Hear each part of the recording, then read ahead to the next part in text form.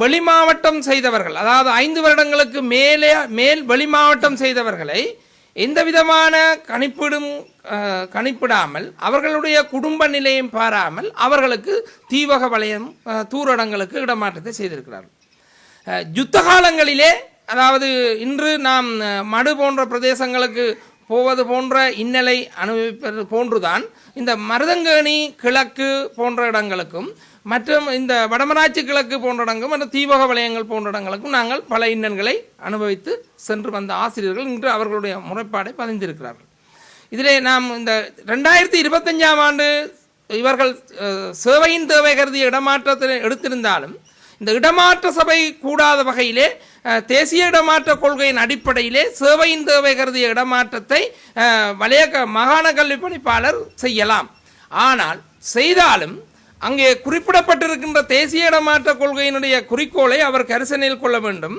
வைத்தியர்களின் பரிந்துரைகளின் மூலம் உறுதி செய்யப்பட்ட சான்றிதழ்கள் பரிசீலிக்கப்பட்டு அவர்களுக்கான இதுகளை வழங்க வேண்டும். அந்த வகையில் இங்கு பலர் இந்த சேவையின் தேவை கருதி இடமாற்றத்திலே இது ஒன்றுமே பார்க்கப்படாத நிலை வந்திருக்கின்றது.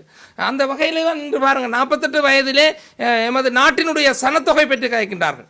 இன்று அரசியல்வாதிகளிலே இன்று இடமாற்ற சபையை என்றதை வந்து ஆசிரியர் இடமாற்றத்தை கொண்டு அமைச்சர்கள், அரசு அதிபர்கள், ஆளுநர், கல்வி செயலாளர், கல்வி பணிப்பாளர் எல்லாம் கொண்டு மாவட்ட அபிவிருத்தி கூட்டத்தில் இடமாற்ற சபையை பற்றி கதைத்துக் கொண்டிருக்கிறார்.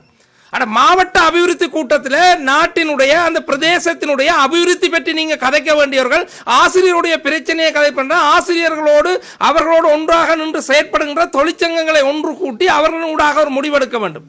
இன்று அவர்கள் என்ன செய்கின்றார்கள்? எல்லா அரசியல் சங்கங்களும் ஒவ்வொரு சின்னங்களால் ஓடுகின்றன. ஒரு சங்கம் திசை காட்டி பின்னால் ஓடுகின்றது, ஒரு சங்கம் சைக்கிளின் பின்னால் ஓடுகிறது, ஒரு சங்கம் வீட்டின் பின்னால் ஓடுகிறது, ஒரு சங்கம் சங்கின் பின்னால் ஓடுகிறது, ஒரு சங்கம் பின்னின் பின்னால் ஓடுகிறது, ஒரு சங்கம் என்ன வீட்டு இது யானையின் பின்னால் ஓடுகிறது. ஆகவே இவ்வாறு ஒவ்வொரு சங்கங்களும் ஒவ்வொரு சின்னங்களின் பின்னால் ஓடினால் இந்த ஆசிரியருடைய பிரச்சனை இவ்வாறு தான் போகும். ஆகவே நாங்கள் ஒன்று கேட்கின்றோம், இந்த வட மாகாணத்திலே உள்ள இந்த மாகாண கல்வி பணிப்பாளர், இப்பொழுது இருக்கின்ற மாகாண கல்வி பணிப்பாளர் ஒரு ஆசிரியர் போய் கேட்கின்ற போது, நீங்கள் ஒரு 38 வயதில் அவர்களுக்கு 2 வயது 3 வயதில் குழந்தைகள் இருக்கின்றார்கள், சிலருக்கு 40 வயது 50 வயது அண்மித்த போதும் குழந்தை பெறுவதற்கான ட்ரீட்மெண்ட்டை செய்கின்றார்கள். அவர் ஒரு ஆசிரியை பார்த்து கேட்கிறார், நீங்கள் ஏன் திருமணம் செய்தீர்கள், திருமணம் என்ன கேட்டுக்கொண்டா செய்தீர்கள் என்று. அப்ப இனி என்ன செய்யறது? திருமணம் செய்வதென்றாலும் அல்லது மாப்பிள்ளை பார்ப்பதென்றாலும் அல்லது பெண் பார்ப்பதென்றாலும் மாகாண கல்வி பணிப்பாளர் அனுமதி அவரோட கோரி அவர்கிட்ட அனுமதி பெற கேவலங்கட்ட வேலையா இந்த மாகாணத்தின் கல்வி இன்றைக்கு 9ஆவது நிலைக்கு தள்ளி இருக்கின்ற இந்த அதிகாரிகளுடைய இந்த அரசியல்வாதிகளுடைய நிலைப்பாடு.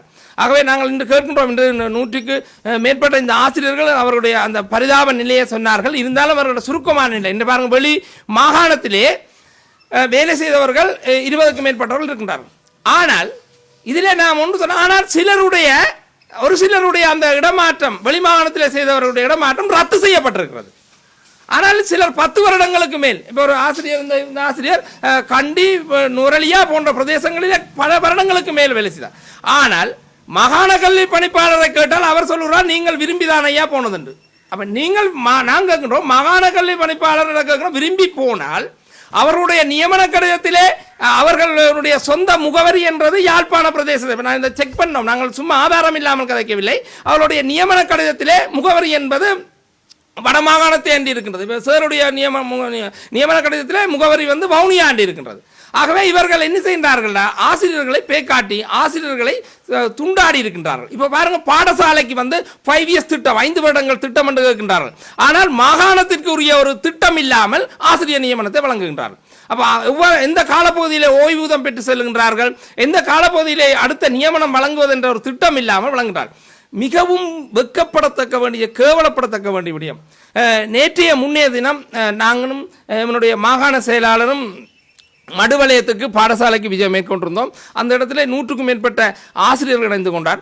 அந்த பிரபல்யமான ஒரு பாடசாலையில் இருக்கின்ற ஒரு அதிபர் எங்களிடம் சொன்னார், சார் உண்மையாக உங்களோட சங்கத்தை பாராட்டத்தக்க வேண்டிய விடயம், இந்த தாய்மொழி ஆசிரியர் சங்கம் தான் இந்த பிரச்சனையை முன்னால் கொண்டு வருது.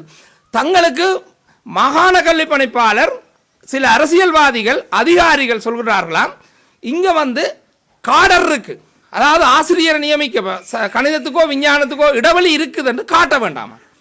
ஏன் என்று சொன்னால் வடமாகாணத்தில் ஆசிரியரை நியமிப்பதற்கு இடைவெளி இல்லை. அப்ப நீங்கள் எப்படி மடுவில் ஆசிரியர் காடர் காட்ட முடியும்? ஏனென்றால் ஆசிரியர்கள் மேலதிகமாக இருக்கிறார்கள். மேலதிகமாக இருக்கின்றவர்கள் இப்போ இதில் ஆசிரியர்கள் குறிப்பிட்டதுல வெளி மாவட்டமே செய்யாதவர்கள் இருக்கின்றார்கள். நாங்கள் கல்வியை குழப்புகின்ற நிலையோ கல்விக்கு எதிரான குறைந்தது 5 வருடங்களாவது வெளி மாவட்டம் செய்திருக்க வேண்டும் நிலைக்கு தான் வருகின்றோம். வெளி மாவட்டம் செய்யாமல் இருக்கின்றார்கள் எத்தனையோ பேர். அவர்களை அனுப்பாமல் அந்த காலப்பகுதியிலே இருந்த ஆட்சி அரசாங்கங்களைப் போல இந்த காலப்பகுதியிலே அவர்களுக்கு சார்பாக செயற்படுகின்றவர்களையும் அவர்களுக்கு வாக்கு வங்கி தேடி கொடுக்கின்றவர்களையும் அவர்கள் சார்பாக தொழிற்சங்கங்களில் சார்பாக செயற்படுகின்றவர்களையும் பாதுகாத்து வச்சிருக்கிறீர்கள். ஆனால் என்ன தெரியும், ஒரு ஆசிரியருக்கு சில ஆசிரியர்கள் கேட்டிருந்தார்கள், மன்னார் பிரதேசம் முசோலனி என்ற பிரதேசத்துக்கு வந்திருக்கு பெண் ஆசிரியை, அவருக்கு அந்த இடத்தை கிட்டடிக்கு மாற்றி தர சொல்லி, ஆனால் அதை அவர்கள் மாற்றி கொடுக்கவில்லை. அதாவது மேன்முறையீட்டில் அவர்கள் பார்க்கவில்லை என்றால், அதாவது அதிகாரி பார்க்கவில்லை என்றால் அப்போ சிலருக்கு மாற்றி கொடுக்கப்பட்டிருக்கு. அது எந்த வகையில்? ஆகவே அநீதி இழைக்கப்பட்டிருக்கு. நாங்கள் இந்த இடத்துல மீண்டும் சொல்லுகின்றோம், அதாவது தேசிய இடமாற்ற கொள்கை 2007, 12, 13 அடிப்படையில் தேசிய உறுதியாக வாசித்து தேசிய ஆசிரிய இடமாற்ற கொள்கையை அமுல்படுத்தும் போது இடமாற்ற கொள்கையின் 11வது வாசகத்தின் 3.1 மற்றும் 3.2 பிரிவுக்கமைய மேற்கொள்வது அவசியமானது.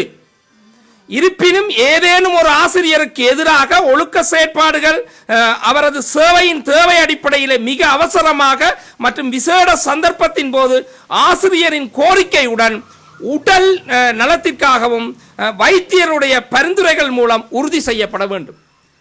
நாங்கள் கேட்கின்றோம், உங்களுக்கு இதில் இன்று வருகை தந்திருக்கின்ற ஆசிரியர்கள், நீங்கள் உண்மையாக உங்களுடைய மருத்துவ சான்றிதழ் உண்மை என்றால் நீங்கள் என்ன செய்யுங்கன்னா உங்களோட கடிதத்தை எழுதி மாகாண கல்வி பணிப்பாளர் கொடுங்கள். நீங்கள் என்ன செய்யுங்கன்னா எங்களுடைய மருத்துவ சான்றிதழை மெடிக்கல் போர்டு, அதாவது வைத்திய சங்கத்துக்கு, அந்த வைத்திய சபைக்கு ஒப்படைச்சு உங்களை பரிசீலனை செய்து தன்மை என்றது ஏற்றுக்கொள்ளப்படும். ஆகவே அதையும் அவர்கள் சிலரை இழுத்தடித்திருக்கின்றார்கள்.